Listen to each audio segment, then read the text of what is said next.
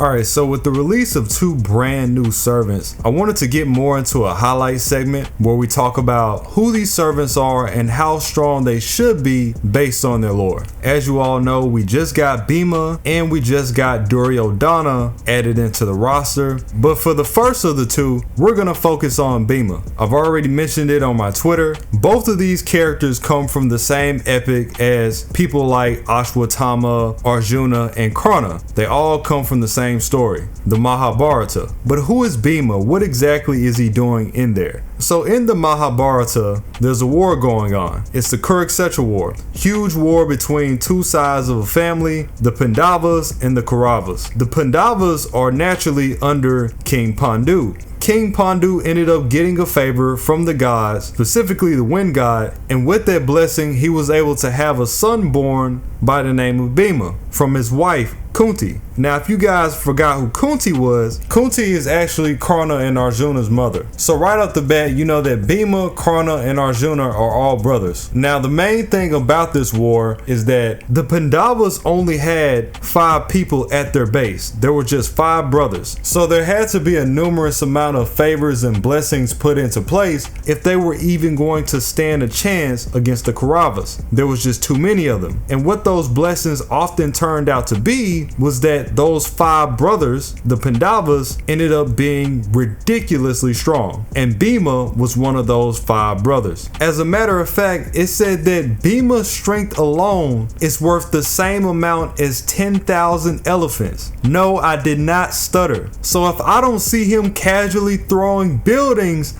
I will be highly upset. And you can just tell this from his build by looking at him. I think him and Duryodhana both look extremely good, but it gets way more severe than that. So we got that down. Kunti is his mother, Karna and Arjuna are his brothers, and then, you know, the same way that they were created, he also is blessed with divinity, the same God that gave the blessing. So the same way Karna has Surya, the same way Arjuna has Indra, BHIMA's godly father is Vayu, who is the god of wind. So he's got the god of wind on his side and in his DNA to back up all this power. He's highly skilled, being trained in military arts from the time that he was young, becoming efficient in the bow and arrow, but most importantly, his main go-to weapon is the mace, like a blunt mace. He is a mace master, and as a testament to his strength, there was a turning point in the war where BHIMA took out all 100 of the Kaurava brothers, every single one of them, by himself. Now, I'm not saying he didn't have allies, because he did.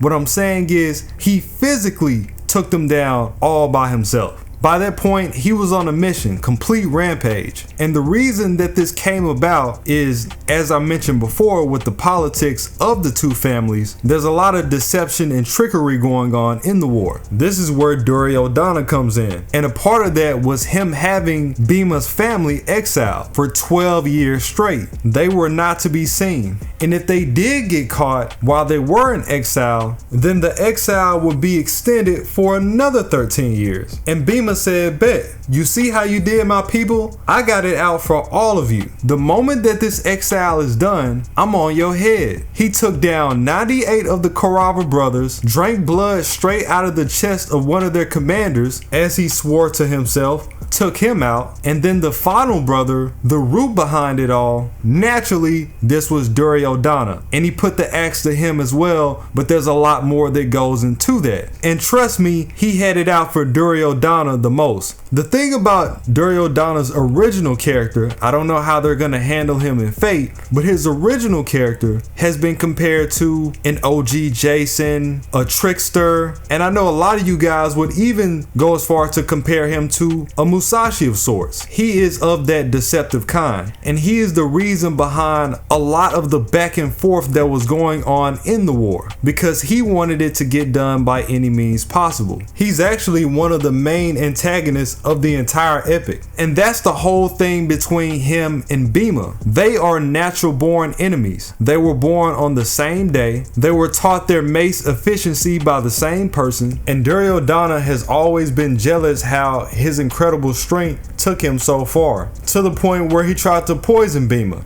and it didn't work. So if you're wondering why they got released together, that's a big part of it. They should be at each other's throats. One thing to point out about the way that BHIMA took out Duryodhana is that Duryodhana is invulnerable. Partially. Under immediate danger, he has a power that will make the top half of his body as tough as diamond, and they weren't supposed to hit below the waist. But considering that Krishna, one of the three primordials, realized how underhanded Duryodhana was, he gave Bhima a blessing to get around this to match all of the trickery he had done up until that point. So in that moment, his invulnerability didn't do anything for him, and Bhima took him out anyway. Another thing about Duryodhana is that he is the firstborn son for the Kauravas. He's the one that's over everybody on the Kaurava side, just to put that out there. Now this is a conflict of interest because a lot of people view what Bhima did as cheating. I mean, technically it was because he got help from Krishna,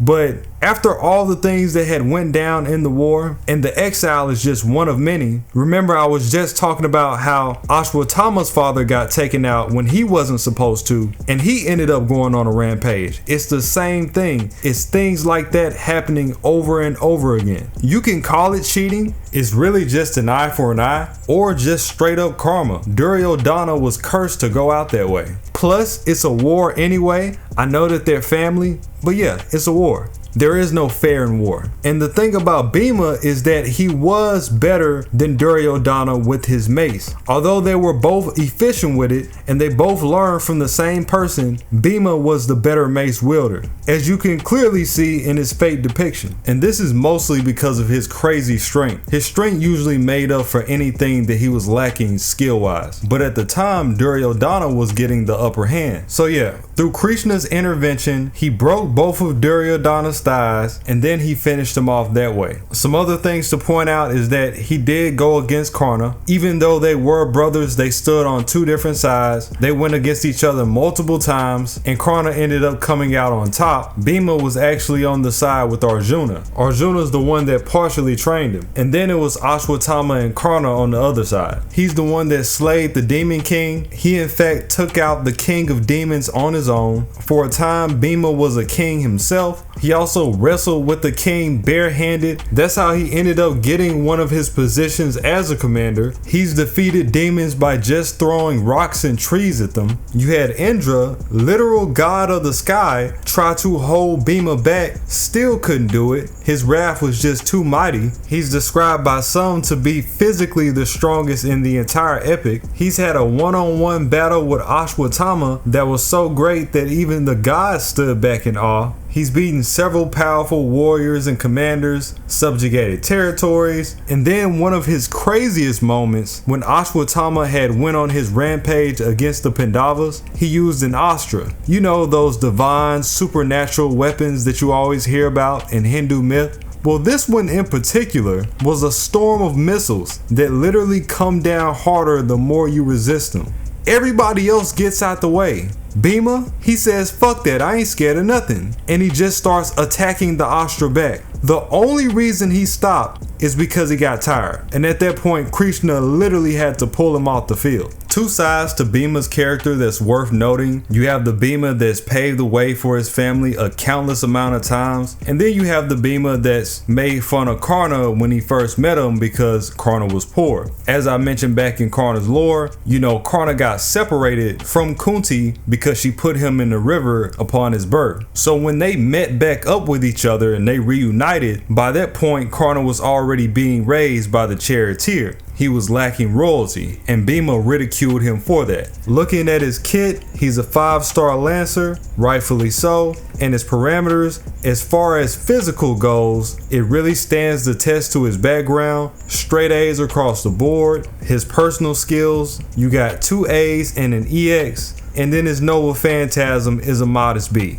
Just by looking, easily one of the high tier servants. The Phantasm outright says that it calls upon the wind god and it ups his physical prowess. That's gonna be even better. And it also says that he could one-shot an entire army by himself once surrounded by this Phantasm. It's a literal gulf of wind that encircles him. This increases his speed too. It gets serious.